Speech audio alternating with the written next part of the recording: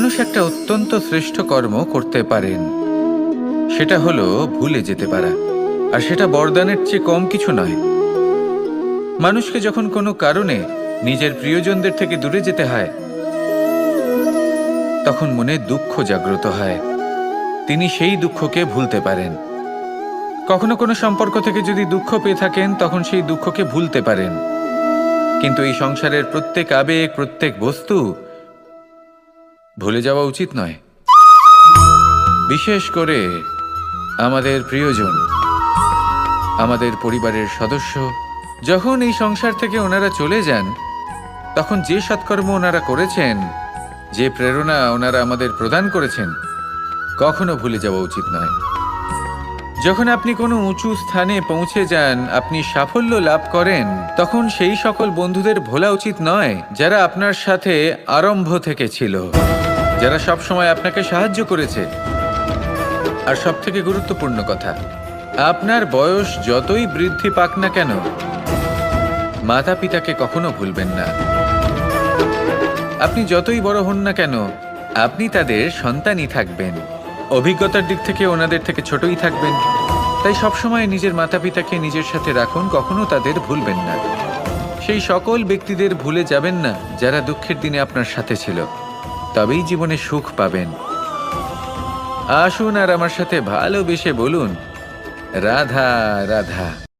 এই আমার অনেকগুলো নাম আছে, আর তাদের মধ্যে একটি হলো যুদ্ধ বিমুখ। এই কথা আপনারা সবাই জানেন।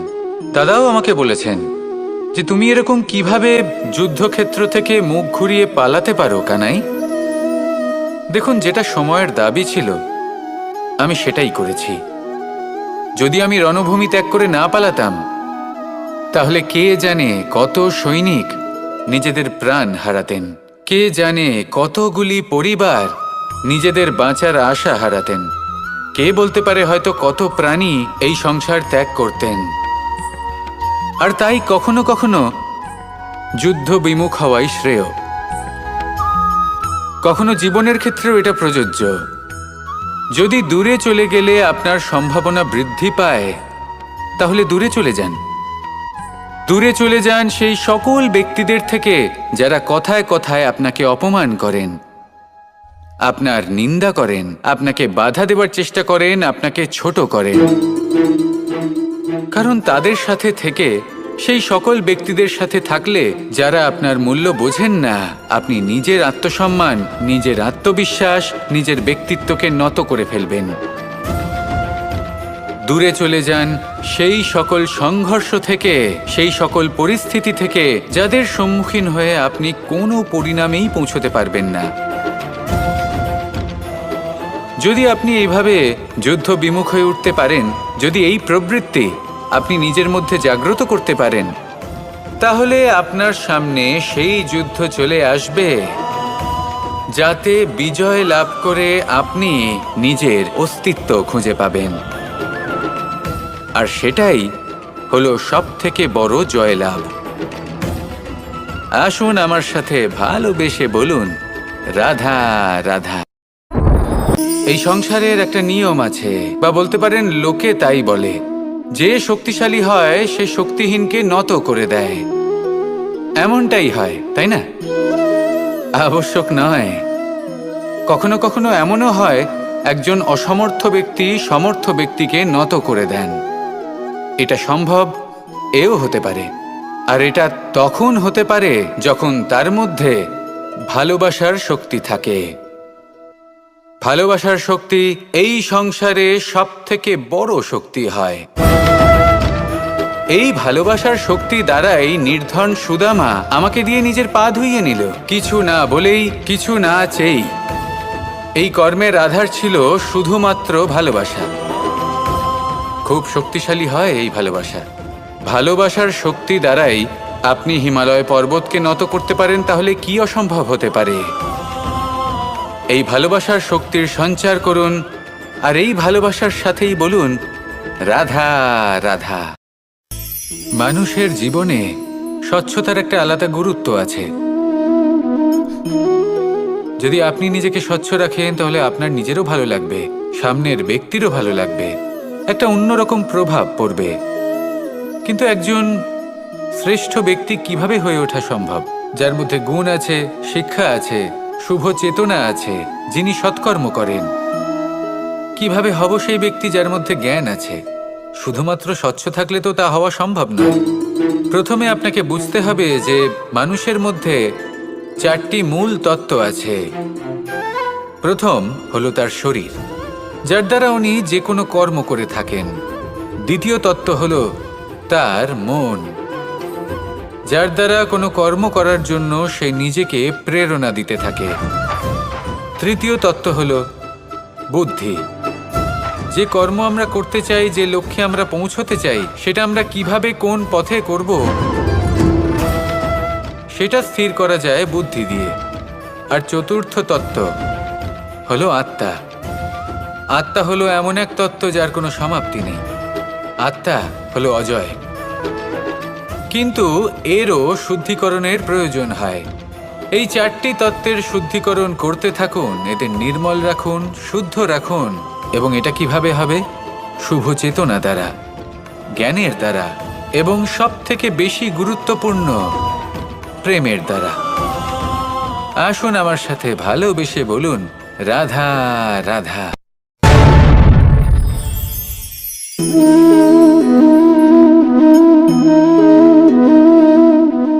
জল এই সংসারের সমস্ত প্রধান তত্ত্বের মধ্যে একটি।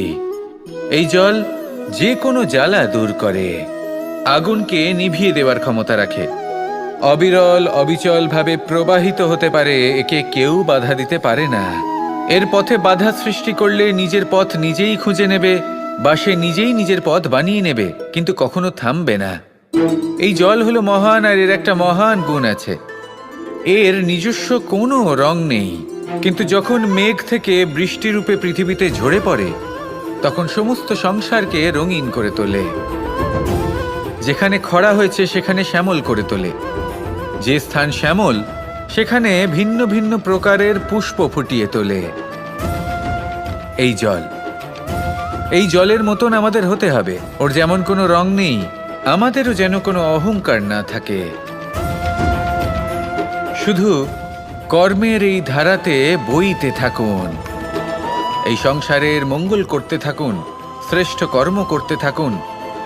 এই সংসারকে এটা বলার কোনো প্রয়োজন নেই যে আপনি কে। আপনি যদি কর্ম করতে থাকেন, তাহলে এই সংসার নিজে থেকেই আপনার মূল্য জানতে পারবে। আর তখন এই মন প্রসন্ন হয়ে বলবে, রাধা রাধা। একদিকে হলো আঙুর, আর অন্যদিকে কিশমিশ। দেখতে গেলে এই দুটোই সবারই খুব প্রিয়। শিশু হোক, যুবক হোক, বা কোনো বৃদ্ধ ব্যক্তিই হোক না কেন। আর দেখতে গেলে এই কিশমিশ, এটা আঙুর থেকেই আসে, তারই অন্য একটি রূপ। কিন্তু কখনো হাটে যান আর গিয়ে জিজ্ঞেস করুন যে এই কিশমিশ আর আঙুর, এই দুইয়ের মধ্যে অধিক মূল্য কার? আপনিও নিশ্চয়ই জানবেন যে কিশমিশের মূল্য আঙুরের থেকে অনেক গুণ বেশি। এবার এরকম কেন হয়? এর পেছনে কি কারণ থাকতে পারে? একদিকে হলো সেই আঙুর যা টাটকা অবস্থায় গাছ থেকে পেড়ে খাওয়া যায়, আর অন্যদিকে হলো কিশমিশ যাকে মাসের পর মাস রোদে ফেলে রাখা হয়। একদিকে আঙুর যা কিনা অত্যন্ত রসালো, আর কিশমিশে কোনো রসই নেই। একটি হলো অত্যন্ত কোমল এবং সুন্দর, অন্যটি অমসৃণ এবং তাতে বিন্দুমাত্র সৌন্দর্য নেই, তাও তার মূল্য বেশি। এইসব কেন হয়? এই কারণেই হয় কারণ সেই আঙুর অনেক মাস পর্যন্ত রোদ সহ্য করে থাকে, কষ্ট সহ্য করে থাকে, তবেই সেই আঙুর কিশমিশে পরিণত হয়। এবার জীবনের কড়া রোদ যাকে সহ্য করতে হয়, তার সাথেও এটাই হয়ে থাকে, তারও মূল্য আপনা থেকেই বৃদ্ধি পায়। আপনার জীবনে আপনার গুণ, আপনার প্রতিভা, তা অত্যন্ত গুরুত্বপূর্ণ। কিন্তু যখন আপনি অভিজ্ঞতা লাভ করেন, তখনই সেই অভিজ্ঞতা আপনার গুণ এবং প্রতিভাকে আরও অনেক বেশি শ্রেষ্ঠ করে তোলে। তাই জীবনের কঠোর রোদের মধ্যেও দাঁড়িয়ে থাকাটা শিখে নিন, সাহসের সাথে কঠিন পরিস্থিতির সম্মুখীন হওয়াটা শিখে নিন। ঠিক এইভাবেই অভিজ্ঞতা লাভ করতে হয়। আর এই অভিজ্ঞতা আপনার মূল্য বৃদ্ধি করতেই থাকবে। আর তখন এই মন প্রসন্ন হয়ে বলবে, রাধা রাধা। আমাদের সকলের জীবনেই দুই ধরনের ব্যক্তি থাকেন, বন্ধু এবং শত্রু। তারা হলেন আমাদের প্রিয় বন্ধু, যারা আমাদের জীবনে সবসময় আমাদের পাশে থাকেন। কখনো কখনো আমরা তাদের জন্য কিছুই করি না, তাও তারা আমাদের আনন্দ প্রদান করেন, ভালোবাসা প্রদান করেন। আর অন্যদিকে থাকে আমাদের শত্রু। দেখতে গেলে যখন আমরা জন্ম নিই তখন কিন্তু আমাদের কোনো বন্ধু থাকে না, আমাদের কোনো শত্রুও থাকে না। কিন্তু যত ধীরে ধীরে আমরা জীবনে এগোতে থাকি, আমাদের বয়স বাড়তে থাকে, তখন আমাদের বন্ধু আর শত্রু এই দুইয়ের সংখ্যা বাড়তে থাকে। আর সেই সবকিছু নির্ভর করছে আমাদের কথার ওপর এবং আমাদের ব্যবহারের ওপর। এবারে আপনি যদি কোনো ব্যক্তিকে স্বাগত জানান উদার চিত্তে, ভালোবেসে, তাহলে সেই ব্যক্তি আপনার বন্ধু হবেই হবে। কিন্তু যদি আপনি নিজে হাতে কাউকে সামনে অগ্রসর হতে বাধা দেন, বিনা কারণে তার সাথে খারাপ ব্যবহার করেন, তাহলে তার মনে শত্রুতার বোধ অবশ্যই জেগে উঠবে। আর রইল বিষয় কথার, যদি আপনার কথা মধুর হয় তাহলে সবাইকে আপনি আপন করে নিতে পারবেন। এই কথাই যদি কটু হয় তাহলে আপনার আপনজনেরাও দূরে চলে যেতে পারে। তাই নিজের কথার উপর সংযম রাখুন এবং নিজের আচরণ উদার করে তুলুন। জীবনে সুখই সুখ থাকবে। আসুন আমার সাথে ভালোবেসে বলুন, রাধা রাধা। এই সংসারে যখনই কোনো সমস্যা আসে তখন আমরা আমাদের সব থেকে বড় সম্বলের কাছে আশ্রয় খুঁজি, তা হলো আমাদের বিশ্বাস। এবার প্রশ্ন হলো এটাই যে এই বিশ্বাস কার উপর করা যেতে পারে? পরিবারের ওপর, বন্ধুর ওপর, নাকি তাদের ওপর বিশ্বাস করা উচিত যাদেরকে আমরা কখনো সঙ্গ দিয়েছি? দেখুন, এই সংসারে বিপদের সম্মুখীন হলে কে আপনাকে সাহায্য করবে সেটা নির্বাচন করা আপনার হাতে নেই। সেটা সেই সকল ব্যক্তির উপর নির্ভরশীল যে তারা আপনাকে সাহায্য করবে নাকি করবে না। অর্থাৎ যখনই কোনো বিপদ আসে সর্বপ্রথম তার সম্মুখীন আমাদের নিজেকেই হতে হয়। আর তার জন্য প্রস্তুত থাকা প্রয়োজনীয়, সেই শক্তি, সেই সাহস অর্জন করা প্রয়োজনীয়। দেখুন, যখনই অন্ধকার আসে তখন সবার আগে কে আপনাকে ত্যাগ করে চলে যায়? আপনার নিজেরই ছায়া। এই অন্ধকারের সম্মুখীন হতে হয় অন্তরের প্রদীপের দ্বারা, অন্তরের আত্মা দ্বারা। তবেই আপনি অন্ধকারের ওপর জয়লাভ করতে পারবেন। সেই জন্য যে বিপদই আসুক না কেন, নিজেকে তার জন্য প্রস্তুত রাখা উচিত। সেই সাহস নিয়ে আসুন। এমন কোনো বিপদ নেই যা আপনাকে ভেঙে দিতে পারে। আসুন আমার সাথে ভালোবেসে বলুন, রাধা রাধা। এই সংসারে সব থেকে ভয়ানক এবং গভীর অন্ধকার কোনটা? সেটা যখন মেঘ সূর্যকে ঢেকে দেয় এবং সংসার অন্ধকারাচ্ছন্ন হয়ে ওঠে, নাকি তখন যখন সূর্যাস্তের সময় ঘনিয়ে আসে, সূর্য ঢলে যায় এবং এই সংসারে অন্ধকার ছেয়ে যায়, নাকি সেই অমাবস্যার রাত্রি যখন চতুর্দিকে ঘন অন্ধকার থাকে এবং চন্দ্রমার প্রকাশ কোথাও থাকে না? না, এই সংসারে সব থেকে বেশি ভয়ানক অন্ধকার হলো মানসিকতার অন্ধকার। মানসিকতা খুব গভীর একটা বিষয়। এই মানসিকতাই সত্যের রূপ ধারণ করে এবং আমাদের এই মানসিকতা এবং বিবেকে একটা সূর্য থাকে। যদি আমরা এটা জীবন থেকে বের করে ফেলি তাহলে নিরাশা, হতাশা, অসফলতা এর এমন এক ঘন অন্ধকারে আমরা ফেঁসে যাব যে তার থেকে বাইরে বের হওয়া প্রায় অসম্ভব ব্যাপার হয়ে দাঁড়াবে। বড়ই কঠিন হয় সেই সময়। সেই জন্য ইতিবাচক মনোভাব থাকা খুব প্রয়োজনীয়। এটা ভাববেন না যে এটা আমার সাথে কেন হলো, এই সমস্যা কেন এলো, ওই ব্যক্তি আমার সাথে এটা কেন করলেন। এটা ভাবুন যে আমি জীবনে যে পরিস্থিতিতে দাঁড়িয়ে আছি তার থেকে আমি ঠিক কিভাবে বাইরে বেরোতে পারবো। যতই ঘন অন্ধকার থাকুক না কেন, খুব ছোট একটা প্রদীপের প্রকাশ আমাদের পথপ্রদর্শক হয়ে দাঁড়াতে পারে। আর আমাদের জীবনে এই ছোট্ট একটা প্রকাশ হলো আশা। এই আশার একটি কিরণ আমাদের অত্যন্ত গাঢ় অন্ধকারেও পথ দেখাতে পারে। তাই এই আশাকে সবসময় মনে প্রজ্বলিত করে রাখুন। গাঢ় থেকে গাঢ় অন্ধকারের সাথে, কঠিন থেকে কঠিনতর সমস্যার সাথে লড়াই করুন, সামনে এগিয়ে চলুন, আর আমার সাথে ভালোবেসে বলুন, রাধা রাধা। শত্রুতা। একজন মানুষ অন্য মানুষের সাথে শত্রুতা করে বসেন। দুজন ঘনিষ্ঠ বন্ধু। এমনও এক সময় আসতে পারে যখন এনারা একে অপরের শত্রু হয়ে ওঠেন। এর অনেকগুলো কারণ হতে পারে, কিন্তু মূল কারণ হলো আলোচনা। আগে হ্যাঁ, আপনি যদি কারোর বিষয়ে আলোচনা করেন তাহলে সে আপনার শত্রু হয়ে যেতে পারে। এবার মনে একটা প্রশ্ন আসতে পারে যে এটা কিভাবে সম্ভব হতে পারে? আলোচনা, এটা তো অত্যন্ত জরুরি। যদি আমি নিজের বন্ধুর খারাপ কাজের বিষয়ে আলোচনাই না করি তাহলে সে শুধরবে কি করে? এ কথা সত্যি যে আলোচনা আবশ্যক, কিন্তু তার থেকেও বেশি গুরুত্বপূর্ণ এবং আবশ্যক হলো আপনার এই সিদ্ধান্ত। সিদ্ধান্ত এটাই যে আপনার এই আলোচনা কোন স্থানে করবেন। যদি এটা সবার সামনে করবেন ভাবেন, তাহলে তা অপমানও হয়ে যেতে পারে। যদি এটা আলাদাভাবে করেন তাহলে তা পরামর্শ হয়ে যায়। অপমান কেউ স্বীকার করতে পারেন না, কিন্তু পরামর্শ সকলের ভালো লাগে। তাহলে যদি আপন কারোর জন্য ভালো কিছু চান, কাউকে শুধরে দিতে চান, আর আপনার মনে হয় আলোচনা আবশ্যক, তাহলে সর্বপ্রথম সময়, পরিস্থিতি আর স্থানের কথা মনে রাখবেন। নয়তো এই আলোচনা আপনাকে খুব ভোগাতে পারে। তাহলে আসুন আমার সাথে ভালোবেসে বলুন, রাধা রাধা। আপনার জীবনেও কি সমস্যা রয়েছে? অবশ্যই থাকবে। প্রত্যেকের জীবনেই সমস্যা থাকে। প্রত্যেক মানুষ জিজ্ঞাসাও করেন যে এই সমস্যা আসলে কি আর কেন আসে এ জীবনে।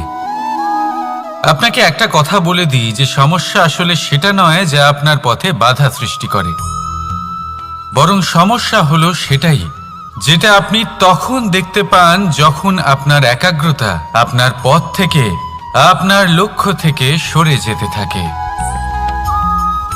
আর এই সমস্যাগুলি দূর করার জন্য, এর সমাধান করার জন্য একটাই পথ আছে। নিজের সমস্ত ভাবনা আরো একবার একাগ্র করুন নিজের পথের দিকে, নিজের লক্ষ্যের দিকে। আপনার সমস্ত ভাবনা যদি কেন্দ্রীভূত হয় নিজের লক্ষ্যে, তাহলে এই সমস্যা দূরে থাকবে। যদি এরকম না হয়, যদি আপনার মন একটু অন্যদিকে চলে যায়, তাহলে এই সমস্ত সমস্যা আবার সামনে চলে আসে আর বাড়তেও থাকে। দেখুন, যেখানে আপনার লক্ষ্য রয়েছে, বাণ যদি সেখানেই চালাতে হয়, তাহলে দৃষ্টি তো সেদিকেই রাখতে হবে। তবেই তো আপনি সেই লক্ষ্য ভেদ করতে পারবেন। সেই জন্য মনে রাখবেন, সর্বদা লক্ষ্য রাখবেন নিজের পথে, সেই পথেই সামনে এগোতে থাকুন নিজের লক্ষ্যের দিকে। আপনি যত সামনে এগোতে থাকবেন এই সমস্যা তত পিছিয়ে যাবে। তাহলে আসুন আমার সাথে ভালোবেসে বলুন, রাধা রাধা। এই পাখিরা সত্যি খুব সুন্দর, আমার খুব ভালো লাগে। আপনি নিশ্চয়ই শুনে থাকবেন যে কিছু পাখির কাছে ডানা অবশ্যই থাকে, কিন্তু উড়তে পারে না। তারা চায় উঁচু আকাশে উড়ে বেড়াতে এবং মেঘেদের সাথে কথা বলতে, করতেই পারে না। এবার এই সংসারেও পাওয়া যায় ঘুড়িও। এদের মধ্যে না জীবন আছে, না প্রাণ আছে, আর না আছে ডানা, কিন্তু এরা আকাশের সাথে কথা বলে, হাওয়ার বেগের সাথে কথা বলে, আনন্দ করে, উৎফুল্ল হয়ে ওঠে। আকাশে জীবনের কিছু মুহূর্ত কাটায়। তার কারণ কি হতে পারে? কারণ হলো সুতো। এই সুতো যদি সঠিক হাতে থাকে, তাহলে এই কাগজের তৈরি ঘুড়িও আকাশের উচ্চতায় উড়ে বেড়াতে পারে। এবার এই সুতো আসলে কি? এই সুতো হলো আসলে ভালোবাসা। এই সুতো হলো আসলে বিশ্বাসের, আর এটা আপনি দিয়ে থাকেন তাদের হাতে যাদের আপনি বিশ্বাস করেন, যাদের আপনি নিজের সর্বস্ব দিয়ে দেন। ভেবে দেখুন, এই ভালোবাসা আর বিশ্বাসের সুতো আপনি যদি সঠিক মানুষের হাতে দিয়ে দেন, তাহলে আপনি অনেক উচ্চতায় উঠতে পারবেন, আকাশের উচ্চতায় উড়ে বেড়াতে পারবেন, মেঘের সাথে কথা বলতে পারবেন, পাখিদের মতো উড়তে পারবেন, যা ইচ্ছে তাই করতে পারবেন। শুধু এই মানুষ সঠিক হতে হবে, এমন একজন মানুষ যার মনে আপনার জন্য ভালোবাসা রয়েছে, এমন এক মানুষ যার মনে কোনো স্বার্থ নেই, যিনি পরোপকারী, এমন একজন ব্যক্তি যিনি আপনার অস্তিত্বকে বাইরে নিয়ে আসতে পারবেন, তাকে উজ্জ্বল করে তুলবেন। তাহলে ভালোবাসুন, আনন্দ করতে থাকুন, আর এই আনন্দ সহকারে বলুন, রাধা রাধা। আমরা সকলে এমন ব্যক্তির সাথে থাকতে চাই যারা খুব মিষ্টি কথা বলেন, যাদের ব্যবহার আমাদের ভালো লাগে, যারা দেখতে সুন্দর হন, যাদের আমরা পছন্দ করি। আর সব সময় এমন ব্যক্তির থেকে দূরে থাকতে চেষ্টা করি যাদেরকে আমরা পছন্দ করি না, যাদের কথা আমাদের খারাপ লাগে, যাদের কথা একটু কঠোর হয়। আমরা সব সময় চেষ্টা করি এদের থেকে দূরে থাকার, ঠিক কিনা? কিন্তু যদি বাস্তবটা দেখি, তাহলে এই কঠোরতা জীবনে শান্তির প্রলেপ দেয়। ওষুধও একটু কড়াই হয়, কিন্তু এ কি করে? আমাদের সুস্থ করে তোলে। ঠিক সেইভাবেই ভালোবাসার এই অধ্যায় একটু কঠিন, একটু কড়াও মনে হতে পারে, কিন্তু এর ফল সবসময় আপনাদের স্বাস্থ্যের পক্ষে ভালোই হয়। সেই জন্য যদি কেউ আপনার নিন্দে করে, আপনাকে কড়া কথা শোনায়, আপনার ব্যাপারে আলোচনা করে, তার মানে এটা নয় যে সে আপনার শত্রু। হতে পারে তিনি আপনার বন্ধু হন, আপনার জন্য ভালো চান, আপনাকে শুধরে নিতে চান, আপনার মধ্যে কোনো পরিবর্তন দেখতে চান। সেই জন্য কখনো কারোর কথা শুনে বা কাউকে দেখে প্রাথমিকভাবে এই সিদ্ধান্ত নেবেন না যে তিনি আপনার শত্রু হন নাকি আপনার বন্ধু হন। এমনও শত্রু হয়ে থাকেন যে গুড়ের মতো মিষ্টি মিষ্টি কথা বলে আসলে আপনাকে বিষ পান করিয়ে দেবেন, আর এমনও বন্ধু থাকেন যারা আসলে নিমের মতো কড়া কথা বলেন কিন্তু আপনাকে অমৃত পান করান। এদের মধ্যে পার্থক্য করতে জানতে হবে, কে আসলে শত্রু হন আবার কে আসলে মিত্র হন। এই পার্থক্য যখন আপনি করতে শিখবেন, তখন আপনি এই সংসারের সব থেকে সুখী প্রাণী হয়ে উঠবেন। এই পার্থক্য বোঝা সহজ নয়, কিন্তু অবশ্যই আবশ্যক। রাধা রাধা। অসুখ। এমন কোনো মানুষ আছেন এই সংসারে যার অসুখ করে না? প্রত্যেক মানুষ কখনো না কখনো অবশ্যই অসুস্থ হয়েছে, তার এই শরীর রোগের শিকার অবশ্যই হয়েছে। এবারে দেখুন, এই রোগ আসে আবার এই রোগ চলেও যায়, কিন্তু সেই রোগ আমাদের কষ্ট দিতে কেন সক্ষম হয়? কারণ হলো স্বচ্ছতা। যদি এই স্বচ্ছতা শরীরে না থাকে, তাহলে মানুষকে শারীরিক কষ্ট পেতেই হবে। ঠিক সেইভাবেই অত্যন্ত প্রয়োজনীয় হলো এই স্বচ্ছতা যেন মনেও থাকে। যদি এই স্বচ্ছতা মনে না থাকে, তাহলে মানুষ চারিত্রিকভাবে কষ্ট সহ্য করেন। এবারে নিবারণ কি হতে পারে? বড়ই সহজ এর উপশম। যদি রোগ শরীরে হয়, তাহলে সর্বপ্রথম স্বচ্ছতা বজায় রাখতে শিখুন, এই শরীরকে পরিষ্কার রাখতে শিখুন। বিচক্ষণতার সাথে এই রোগের সম্মুখীন হন, ভয় পাওয়ার কোনো দরকার নেই। ব্যায়াম করতে থাকুন, সব ঠিক হয়ে যাবে। সেইভাবেই যদি এই অসুখ মনে হয়, তাহলে কি করা যায়? সর্বপ্রথম তার আধারের উপরে নজর দিন। আপনার এই আধারই হলো আপনার আহার। যা আপনি আহার করবেন সেরকমই মানুষ হয়ে উঠবেন। সেইভাবেই আপনি যেরকম ভাবেন সেরকমই মানুষ হয়ে উঠবেন। সেই জন্য নিজের ভাবনাকে শুভ করুন, নিজের দৃষ্টিভঙ্গিকে শুভ করে তুলুন, সব কিছু সঠিক হবে। আপনার আমার সবার মধ্যেই এক রাক্ষস বাস করে, তার সম্মুখীন হন, তাকে পরাস্ত করুন। তাহলে এই রোগ সে শরীরেই হোক বা মনের মধ্যে, যদি সঠিক সময় তাকে আটকানো না যায়, তাহলে যে কোনো সময় তা মহামারীর রূপ ধারণ করবে। সেই জন্য সাবধানে থাকুন, সুস্থ থাকুন। তাহলে আসুন আমার সাথে ভালোবেসে বলুন, রাধা রাধা।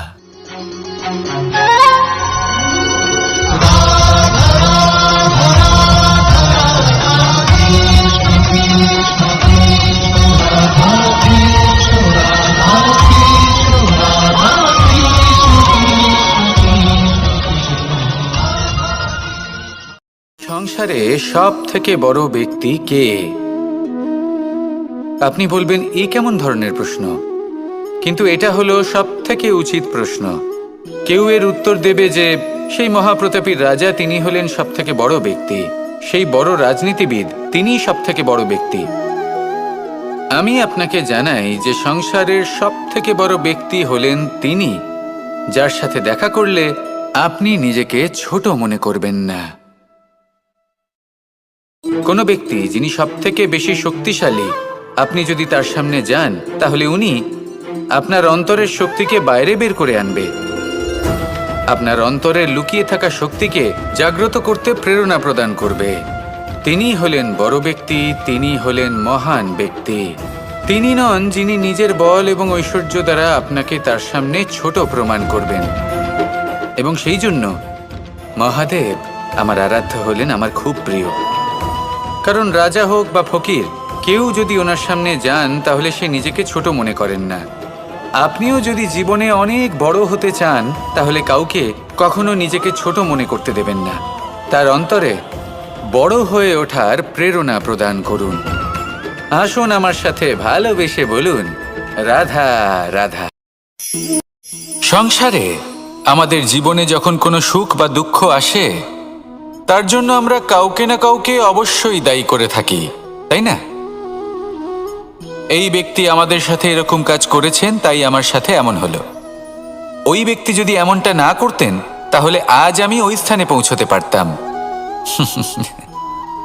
সবই আপনার দৃষ্টিভঙ্গির ওপর নির্ভরশীল, আর যদি আপনার দৃষ্টিভঙ্গি এমন হয় তাহলে তা অনুচিত। সত্যি কথা বলতে এই সংসারে ভিন্ন ভিন্ন ধরনের মানুষ আছে।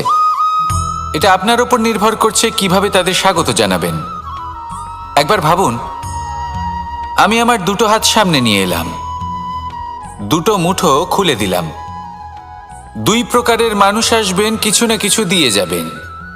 এই মুঠো যদি আমি বন্ধ করে দিই তাহলে না কেউ আমাকে কিছু দিতে পারবে, না আমার কিছু যাবে আসবে। নিশ্চয়ই বুঝতে পারছেন এই দুই ধরনের ব্যক্তি কারা এবং তারা কি দিয়ে যান। আমি যদি নিজের মুঠো খুলে দিই তাহলে কিছু ভালো মানুষ আসবেন, আমাকে আনন্দ, সন্তুষ্টি, জ্ঞান প্রদান করে যাবেন, ভালো অভিজ্ঞতা দিয়ে যাবেন। কোনো খারাপ ব্যক্তি যদি আসেন তাহলে তিনিও খারাপ অভিজ্ঞতা দেবেন, যার থেকে আমি শিক্ষা লাভ করব। এই সব কিছু আমি লাভ করতে পারি। মুঠো যদি বন্ধ করে রাখি তাহলে আমি কিছুই পাবো না। দেখুন, এই সংসারে প্রত্যেকের জীবনে এইরকম, প্রত্যেকের জীবনে সবকিছুই আছে, ভালো খারাপ দুই মানুষই আছে, ভালো অভিজ্ঞতা আছে, খারাপ অভিজ্ঞতা আছে। নির্ভর করছে আপনার উপর যে আপনি কি করবেন, এনাদের স্বাগত কিভাবে জানাবেন, কার থেকে কি বুঝবেন, কি শিখতে পারবেন, আর কোন দৃষ্টিভঙ্গি নিয়ে অগ্রসর হবেন। এটাই নির্ধারণ করবে যে আপনার জীবন কেমন হবে। আসুন আমার সাথে ভালোবেসে বলুন, রাধা রাধা। জীবনে যখন কোনো ব্যক্তি নিজের লক্ষ্য প্রাপ্তির জন্য নিরন্তর পরিশ্রম করতে থাকেন, চেষ্টা করতে থাকেন, তখন তিনি কষ্ট অনুভব করেন, কখনো শারীরিক কষ্ট, কখনো মানসিক কষ্ট। এবার উনি এটা ভাবতে থাকেন যে আমি কি উচিত করছি নাকি অনুচিত করছি। কারণ অন্যদিকে এমন একজন ব্যক্তিও আছেন যিনি একদমই পরিশ্রম, চেষ্টা করছেন না। তিনি মদিরা পান করেন, বিলাসিতায় জীবন কাটান, অলস প্রকৃতির হয়ে ওঠেন, নিদ্রাতে বিলীন হয়ে থাকেন আর ভাবেন যে তিনি সুখ লাভ করছেন। কিন্তু এরকম কেন হয়? কারণ যখন আমরা সৎ পথে থাকি, উচিত পথে চলি, লক্ষ্য প্রাপ্ত করার জন্য চেষ্টা করতে থাকি, তখন আমাদের ভেতরে থাকা নেতিবাচক শক্তি এবং পাপ এই দেহকে ত্যাগ করে দেয়। আর এই অনুভূতিটাই আমাদের দুঃখের অনুভূতি দেয়, কষ্ট দেয়। এবার সেখানে যদি আমরা কুপথে চলি, অনুচিত পথে চলতে থাকি, তাহলে আমাদের ভেতরে থাকা পুণ্য এবং ধনাত্মক শক্তি আমাদের দেহ ত্যাগ করে দেয়। আর এই অনুভূতির কারণেই আমরা সুখ অনুভব করি। কিন্তু কখনো ভাববেন যে এই সুখ বেশি সময় পর্যন্ত থাকে না। সেই জন্য সবসময় মনে রাখবেন, যদি আপনি জানেন যে এটাই আপনার লক্ষ্য, এটাই উচিত পথ, শুভ পথ, তাতে নিরন্তরভাবে এগিয়ে যেতে চেষ্টা করতে থাকুন। এই কষ্ট আপনাকে সুখের পরাকাষ্ঠায় কখন পৌঁছে দেবে তা আপনি জানতেই পারবেন না। আসুন আমার সাথে ভালোবেসে বলুন, রাধা রাধা। প্রত্যেক মানুষ নিজের জীবনে হীরক তথা হীরে এবং দর্পণ এই দুই দেখেছেন। এই দুই হলো সাদা এবং এরা দুজনেই আলোর প্রতিফলন ঘটায় এবং এরা দুজনেই উজ্জ্বল হয়ে ওঠে। আপনি হয়তো মনে মনে ভাবছেন যে এটা কি ধরনের তুলনা করছি।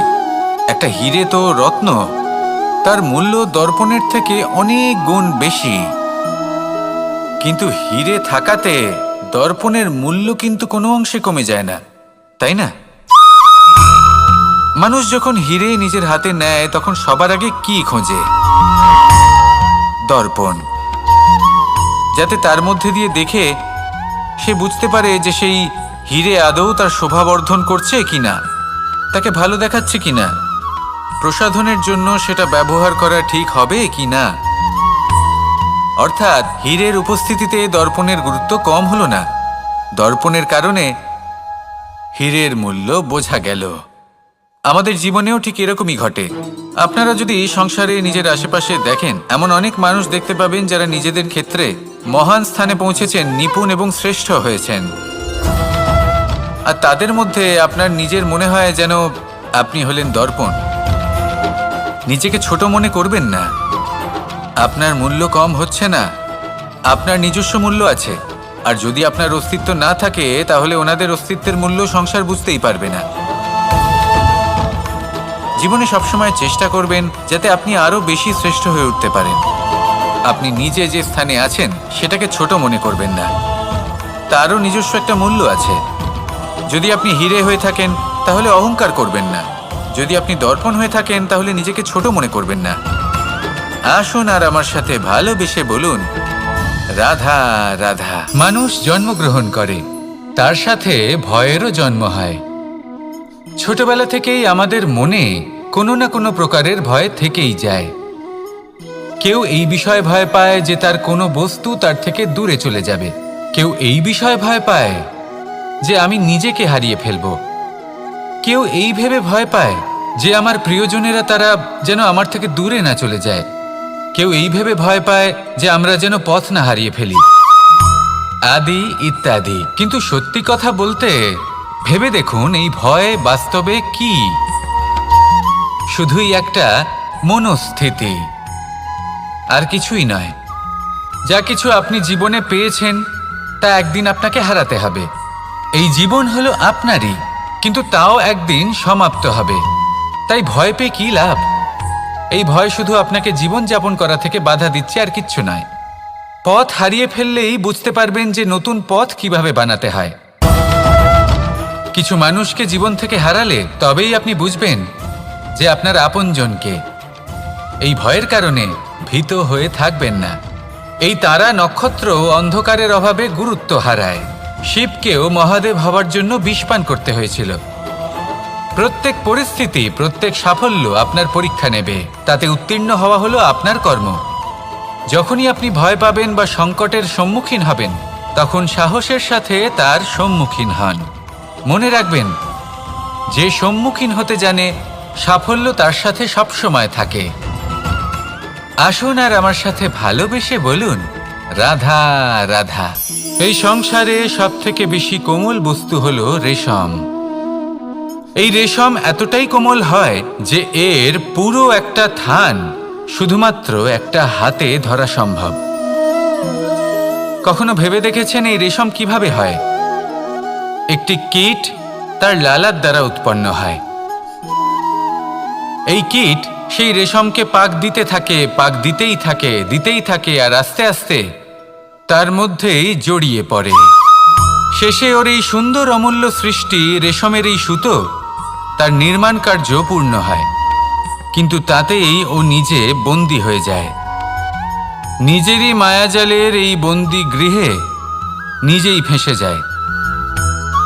এবার এই সুতোকে ব্যবহারযোগ্য করে তোলার জন্য এই কীটগুলিকে এই কবচের সাথেই ফুটন্ত জলে ফেলে দেওয়া হয়।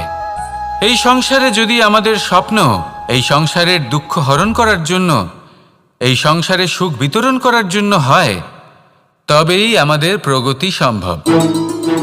যদি আমাদের এই স্বপ্ন শুধুই আমাদের এবং আমাদের স্বার্থসিদ্ধির জন্য হয়, তাহলে এই স্বপ্ন আমাদের অন্ধ করে দেবে, আমাদের অন্ধকারের পথে নিয়ে যাবে, আর আমরাও সেই কীটের মতো হয়ে যাব। নিজেদেরই মায়াজালে আমরা নিজেই ফেঁসে যাব, আর শেষে আমরা যদি কিছু লাভ করি তা হবে একাকিত্ব, অন্ধকারময় মৃত্যু। তাই স্বপ্ন অবশ্যই দেখুন, কিন্তু এমনভাবে স্বপ্ন দেখবেন না যে তার এই বন্দিগৃহে আপনি নিজেই ফেঁসে গেলেন। স্বপ্ন দেখুন পরোপকারের, পরমার্থের, সবাইকে উদ্ধারের, অন্ধকারের নয়। তবেই কল্যাণ হবে, আর তবেই এই হৃদয় প্রসন্ন হয়ে বলবে, রাধা রাধা। মানুষ যখন এই সংসারে প্রবেশ করে, অর্থাৎ জন্মগ্রহণ করে, তখন নিশ্চিন্তে থাকে, আনন্দে থাকে। কিন্তু যেইমাত্র তার মধ্যে বোধশক্তি আসে, তখন সে চিন্তা করতে শুরু করে। চিন্তা ভবিষ্যতের, সেই সমস্ত বিষয় নিয়ে চিন্তা করে যা ওর হাতে নেই। তারপর বড় হয়, বিবাহ সম্পন্ন হয়, গৃহস্থ জীবন যাপন করে, তারপর আবার চিন্তায় মগ্ন হয়ে যায়। ভাবে, এই যে আমার পরিবার, আমি কি ঠিকমতো তার খেয়াল রাখতে পারছি? কাল যখন আমি এই সংসার থেকে চলে যাব, তখন আমার এই পরিবারের দেখাশোনা কে করবে? শেষ পর্যন্ত এই পরিবার তো আমারই উত্তরদায়িত্ব। যাক, আপনাকে একটা প্রশ্ন করি। এই সংসারে আসার পূর্বে আপনি কি এই প্রশ্ন করেছিলেন, এটা ভেবেছিলেন যে আমাকে ছাড়া এই সংসার কিভাবে চলবে? করেননি, তাই তো? তাই আপনার এটা নিয়ে দুশ্চিন্তা করার প্রয়োজন নেই যে আপনি যখন এই সংসার ত্যাগ করে চলে যাবেন তখন কি হবে। আপনি যখন ছিলেন না তখনও এই সংসার চলছিল, আপনি যখন এই সংসার ত্যাগ করবেন তখনও এই সংসার চলতে থাকবে। যদি কোনো বিষয়ের প্রভাব থাকে, তা হলো আপনার আজকের তথা বর্তমানের কর্ম, অর্থাৎ আজ আপনি কি করছেন, কার জন্য মঙ্গল করছেন, কাকে প্রেরণা দিচ্ছেন, কাকে সাহায্য করছেন, কোন উদাহরণ প্রস্তুত করছেন। আপনি এই সংসারে যে ছবি অঙ্কন করবেন, সংসার সেটাই মনে রাখবে। তাহলে শুধু সৎকর্ম করুন, মঙ্গল করতে থাকুন, আর আমার সাথে ভালোবেসে বলুন, রাধা রাধা। একবার একটা শেয়াল বনে বিচরণ করছিল। ও একটা ছোট্ট শাবক দেখতে পেল। ও ভাবলো, আজ একেই আমি খাবার হিসেবে গ্রহণ করব। আশেপাশে দেখলো, কেউ দেখছে না তো? কেউ ছিল না। আর সেই শাবকের ওপর আক্রমণ করল, যা হলো একটা ঘোর অপরাধ। বনের নিয়ম অনুসারে আপনি কখনোই শাবকের ওপর আক্রমণ করতে পারেন না। তারপর এই খবরটা যখন রাজা সিংহ জানতে পারলেন, সভার আয়োজন করলেন। কিন্তু সেখানে শেয়াল বলল, আমি তো এরকম কিছু করিনি। কিন্তু যদি আপনি এরকম বলেন, কোনো প্রমাণ দিন, এর কোনো সাক্ষী আছে? তখন রাজা সিংহ পেঁচাকে ডেকে পাঠালেন, যে সেই মুহূর্তে বৃক্ষের শাখার ওপর বসেছিল। সে সব কিছু দেখেছিল। পেঁচা সব সত্যি কথা বলল, আর শেয়ালকে মৃত্যুদণ্ড দেয়া হলো। এবার এই কাহিনী আমি আপনাকে কেন শোনালাম? কারণ মানুষও কখনো কখনো এরকম কর্ম করেন যা শিয়াল করেছে। এটা ভাবেন, কেউ দেখছে না যখন, আমি অনুচিত কর্ম করতেই পারি। কিন্তু না, আপনি যাই করুন না কেন, কেউ না কেউ অবশ্যই তা দেখছে। কোনো ব্যক্তি না হলেও কোনো প্রাণী, না হলে কোনো যক্ষ বা দেব বা প্রেত। যদি এনারা কেউ না দেখেন, তাহলে ধরিত্রী মাতা দেখেন, যেখানে দাঁড়িয়ে আপনি সেই কর্ম করছেন, তাই না? তাই একটা কথা সবসময় মনে রাখবেন, কে দেখছেন কে দেখছেন না সেই বিষয়ে ভাবা ছেড়ে দিন। এটা খুব সহজ কথা। আপনি যদি উচিত কর্ম করেন, উচিত ফল পাবেন। যদি অনুচিত কর্ম করেন, তাহলে আপনি অনুচিত ফল অবশ্যই পাবেন। সেই জন্য উচিত পথে চলতে থাকুন, উচিত কর্ম করতে থাকুন, আর আমার সাথে ভালোবেসে বলুন, রাধা রাধা।